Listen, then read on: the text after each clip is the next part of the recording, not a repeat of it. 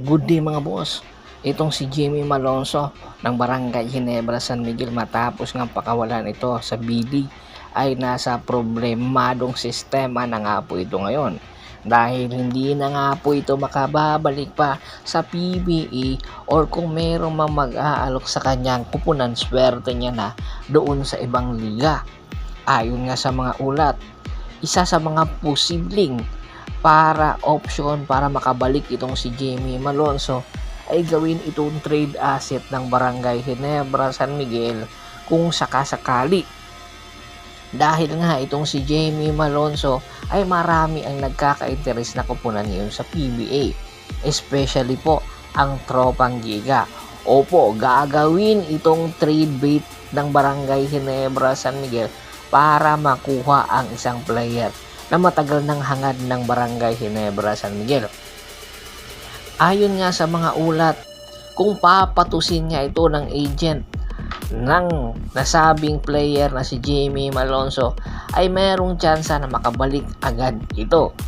At yung kanyang ban na 3 years ay posibleng mapadali kung pwede daw maging 1 year ban lang. Kaya naman, ang mga posibilidad na mangyayari ay depende sa negotiation na magaganap between the Barangay Ginebra, San Miguel at Tropang Giga at possible scenario ito ngang si Jamie Malonzo. Si Jamie Malonzo ay isa sa mga dedicated na big man sa liga ng PBA.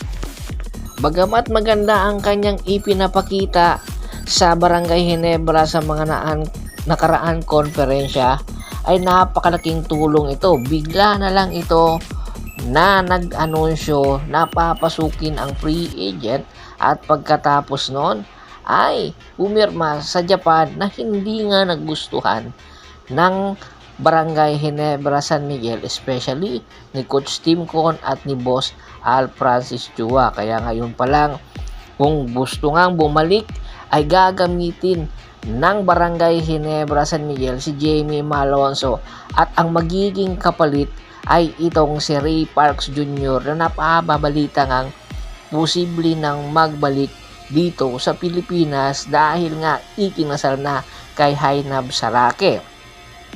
Itong si Ray Parks Jr. matagal na rin gustong maglaro sa PBA, especially sa Barangay Ginebra, San Miguel. Ang kakayahan na meron si Ray Parks ay inihahalin tulad nila sa maraming import ng PBA ngayon. Kaya hindi katakataka na itong si Coach Tim Con ay mapapakinabangan agad itong si Ray Parks Jr. sa hinaharap kung sakaling magdesisyon ang Ginebra at ang Tropang Giga na magkasundo at posibleng magpalitan ng player. Nasa Barangay Ginebra, San Miguel na lang ngayon kung paano nila gagawin ito at kung sakali man malaking tulong ito sa Barangay Ginebra, San Miguel. Dahil ang Barangay Ginebra, San Miguel naghahanap nga po ng go-to guy sa kanilang lineup dahil nga po Philippine Cup pa po ngayon at wala pa si Justin Brownlee. Kaya nga po ay tinitingnan na ang mga posibilidad na mga possible player na makakatulong po sa Barangay Ginebra at ang nakikita ngang number 1 option ni Tim Con ay itong si Ray Parks Jr. Ano sa tingin nyo? Kung sakali man, dapat ba itong ituloy ng Barangay Ginebra, San Miguel? Si Tim Con makukuha itong si Ray Parks, samantalang si Chat Reyes makukuha naman itong si Jamie Malonzo. Komento na sa baba ng video at pag-usapan natin yan. Once again, this is Percival Monteron at your service. Don't forget to subscribe to Sports Channel at don't forget to click the notification bell button para nga maging updated palagi sa kwentuhan. At bago pa man natin tapusin ang ating kwentuhan, shoutout muna tayo sa ating mga solid na followers na lagi pong sumusuporta sa atin.